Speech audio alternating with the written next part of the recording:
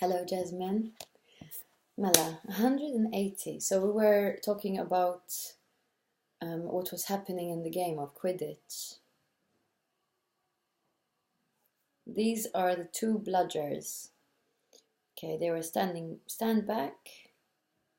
Stand back, Wood warned Harry. He bent down and freed one of the bludgers. At once, the black ball rose high in the air and then pelted straight at Harry's face. Harry swung at it with the bat to stop it breaking his nose, and sent it zigzagging away into the air. It zoomed around their heads and then shot at Wood, who dived on top of it and managed to pin it to the ground. See? Wood panted, forcing the struggling bludger back into the crate and strapping it down safely. The bludgers rocket around trying to knock players off their brooms. That's why you have two beaters on each team. The Weasley twins are ours. It's their job to protect their side from the bludgers and try and knock them towards the other team. So, think you've got all that? 3 chasers try and score with the quaffle. The keeper guards the goalposts. The beaters keep the bludgers away from their team. Harry reeled off. Very good, said Wood. Have the bludgers ever killed anyone? Harry asked, hoping he sounded offhand. Never at Hogwarts. We've had a couple of broken jaws, but nothing worse than that. Now, the last member of the team is the Seeker. That's you. And you don't have to worry about the quaffle or the bludgers, unless they crack my head open. Don't worry, the Weasleys are more than a match for the bludgers. I mean, they're like a pair of human bludgers themselves. Wood reached into the crate and took out the 4th and last ball. Compared with the quaffle and the bludgers, it was tiny, about the size of a large walnut. It was bright gold and had little fluttering silver wings. This, said the Wood, is the golden snitch. And it's the most important ball of the lot. It's very hard to catch because it's so fast and difficult to see. It's the Seeker's job to catch it. You've got to weave in and out of the chasers, beaters, bludgers and quaffle to get it before the other team's Seeker. Because whichever Seeker catches the snitch wins his team an extra 150 points. So they nearly always win. That's why Seekers get fouled so much. A game of Quidditch only ends when the snitch is caught, so it can go on for ages. I think the record is 3 months. They had to keep bringing on substitutes so the players could get some sleep. Well, that's it. Any questions? Harry shook his head. He understood what he had to do, all right. It was doing it that was going to be the problem. We won't practice with the snitch yet, said Wood, carefully shutting it back inside the crate. It's too dark, we might lose it. Let's try you out with a few of these. He pulled a bag of ordinary golf balls out of his pocket, and a few minutes later he and Harry were up in the air. Wood throwing the golf balls as hard as he could in every direction for Harry to catch. Harry didn't miss a single one, and Wood was delighted. After half an hour, night had really fallen, and they couldn't carry on. That Quidditch Cup will have our name on it this year, said Wood happily, as they trudged back up to the castle. I wouldn't be surprised if you turn out better than Charlie Weasley, and he could have played for England if he hadn't gone off chasing dragons. Perhaps it was because he was now so busy, what with Quidditch practice 3 evenings a week on top of all his homework. But Harry could hardly believe it when he realized that he'd already been at Hogwarts 2 months. The castle felt more like home than Privet Drive had ever done. His lessons, too, were becoming more and more interesting now that they had mastered the basics. On Halloween morning they woke to the delicious smell of baking pumpkin wafting through the corridors. Even better, Professor Flitwick announced in Charms that they thought they were ready to start making objects fly, something they had all been dying to try since they'd seen him make Neville's toad zoom around the classroom. Professor Flitwick put the class into pairs to practice. Harry's partner was Seamus Finnegan, which was a relief because Neville had been trying to catch his eye. Ron, however, was to be working with Hermione Granger. It was hard to tell whether Ron or Hermione was angrier about this. She hadn't spoken to either of them since the day Harry's broomstick had arrived. Now don't forget that nice wrist movement we've been practicing, squeaked Professor Flitwick, perched on top of his pile of books as usual. Swish and flick, remember? Swish and flick. And saying the magic words properly is very important too.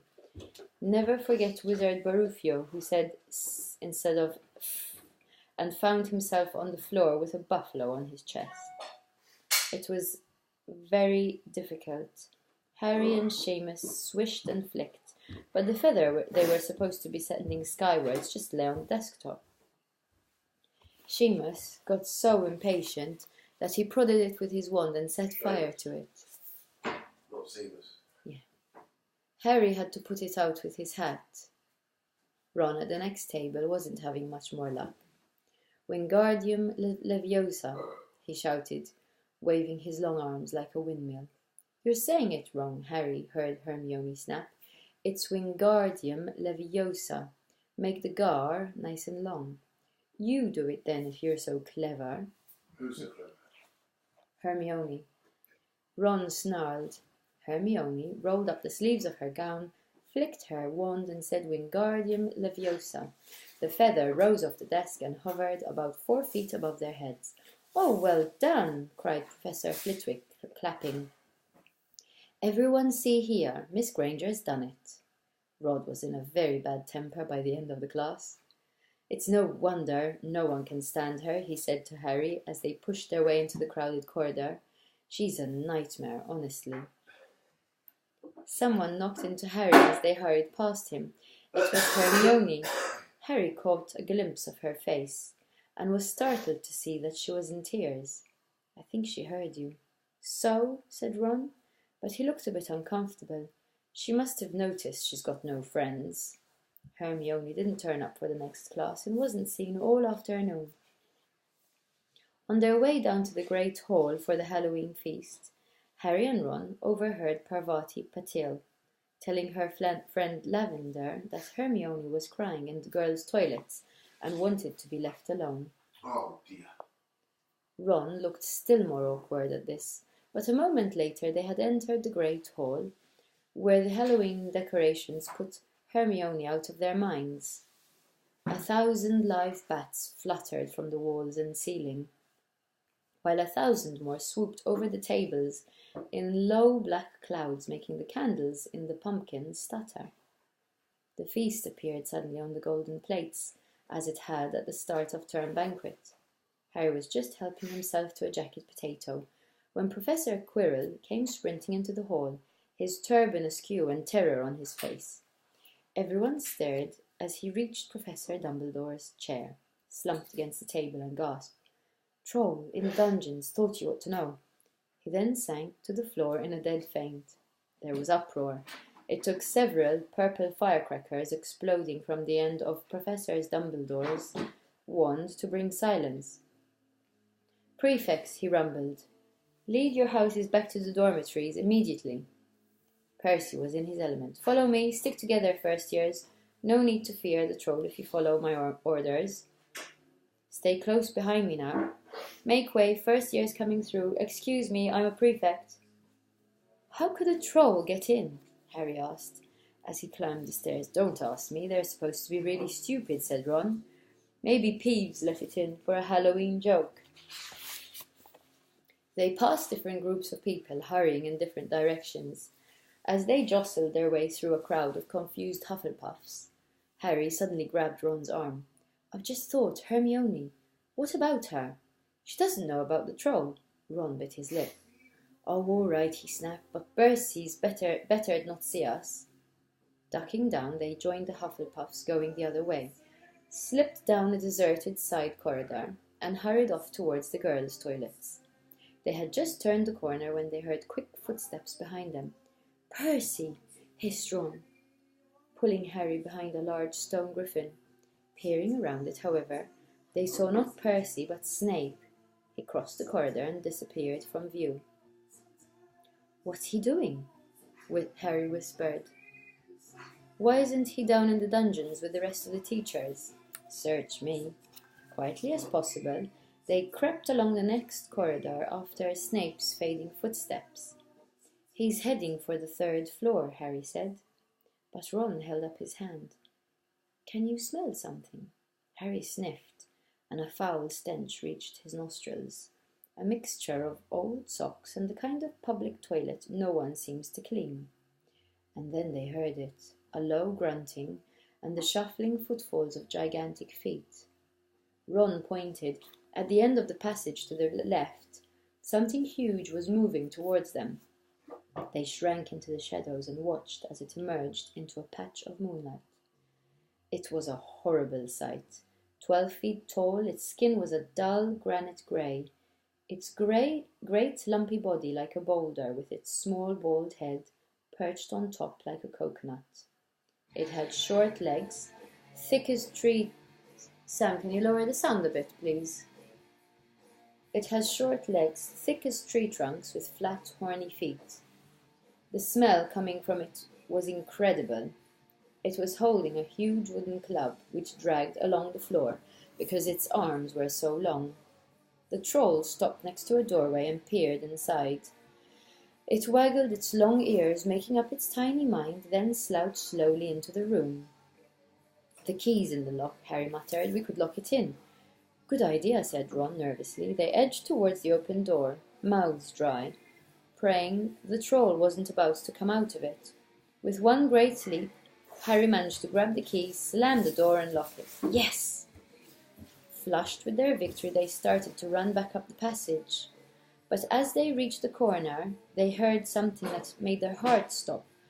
A high, petrified scream, and it was coming from the chamber they'd just locked up. "Oh no," said Ron, pale as the bloody Baron. "It's the girls' toilets," Harry gasped. "Hermione," they said together. It was the last thing they wanted to do, but what choice did they have? Wheeling around, they sprinted back to the door and turned the key, fumbling in their panic. Harry pulled the door open. They ran inside. Hermione Granger was shrinking against the wall opposite, looking as if she was about to faint. The troll was advancing on her, knocking the sinks off the wall as it went.